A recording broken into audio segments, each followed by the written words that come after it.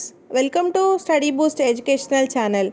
In the last video, we explored the concept of linked list and how they work. Now we are going to jump into the actual code and see how to implement a linked list in C language. I will break down each section so that it's easy to follow. Let's get started. We begin every program with header files. Here we begin by including two header files, that is stdio.h for input and output functions and stdlib.h for dynamic memory allocation with malloc function. We will be using both these features to make our linked list work. The next block of code is the main structure of each node in our linked list. Every node has two parts: data, which holds the value, and next, which points to the next node in the list. Immediately after closing this block, we are using pointers. We declare three pointers here: start, which points to the head of the linked list, and q and t, which are temporary pointers that help us while inserting or deleting the nodes. Next, we are declaring functions for different operations like inserting, deleting, and displaying nodes. Don't worry, we will cover each of these as we go along. Next, we are using void main function. In the main function, we have created an infinite loop that shows a menu with four options: insert, delete, display, or exit. Based on what the user chooses, we will call the appropriate function to perform that operation. In this, we also use the switch statements. When the user selects an option, we use a switch statement to decide what to do next. If they choose to insert a node, we ask them to whether they want to insert it at the beginning, end, or a specific position.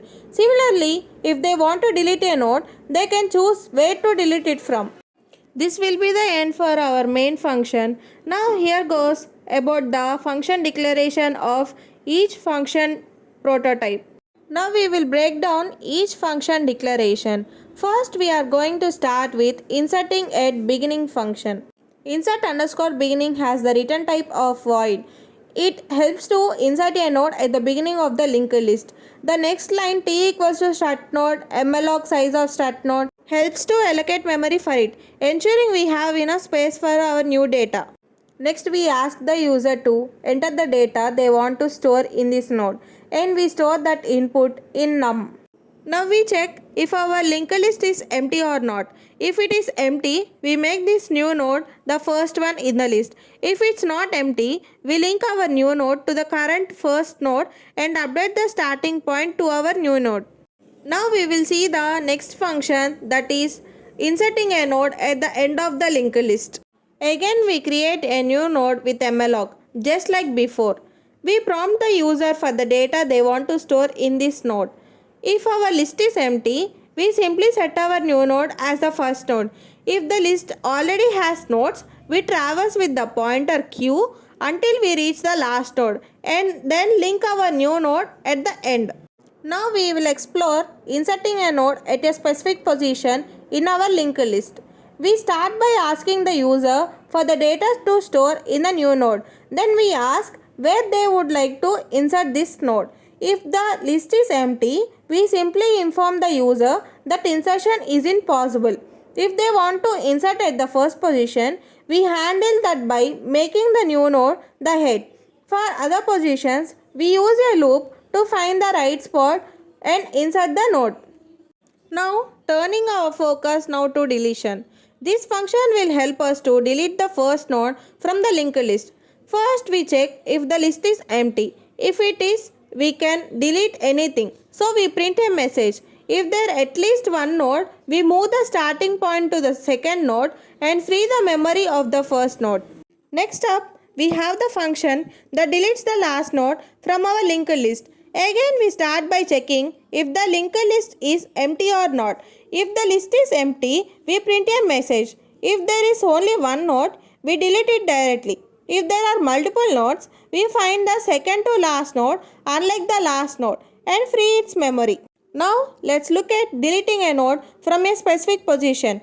We ask the user for the position they wish to delete. If the list is empty, deletion is not possible.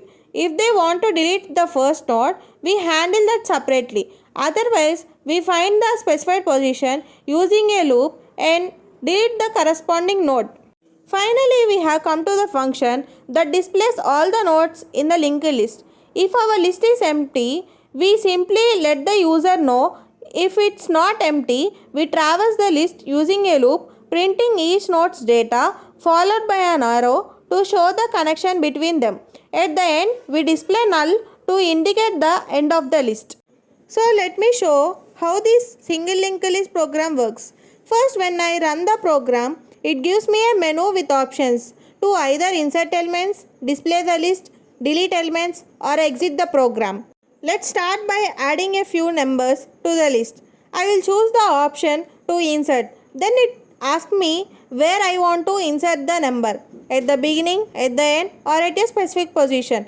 I will add one number at the beginning and maybe one at the end just to show how it works. When I add at the beginning, it's like the number becomes the head of the list. If I add at the end, it becomes the tail.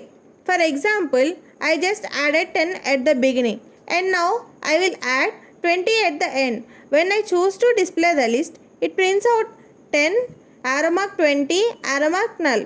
That null just means there is no more elements in the list. Now, if I want to delete something, I can delete from the beginning, the end, or a specific position. Let's say I delete the number from the end. The program removes 20 and tells me it was deleted. If I add a few more numbers and decide to delete one from a specific position, I can do that too. The list arranges itself accordingly. Lastly, if I want to see everything in the list at any time, I can hit the display option and print out the whole list, showing each number connected to the next. And if I ever want to exit the program, I just choose the exit option. That's the basic flow. It's really handy for learning about how linked lists work. And that's our journey through the linked list code in C. We have learned how to insert nodes at various positions, delete nodes, and display our linked list. Now, take a moment to look over the code and try coding it yourself in your own style. Experiment and have fun with it. If you found this video helpful, don't forget to like it, share it with your friends, and leave a comment below with your thoughts or questions. Thanks for watching. I will see you all in my next video with more exciting content on data structures.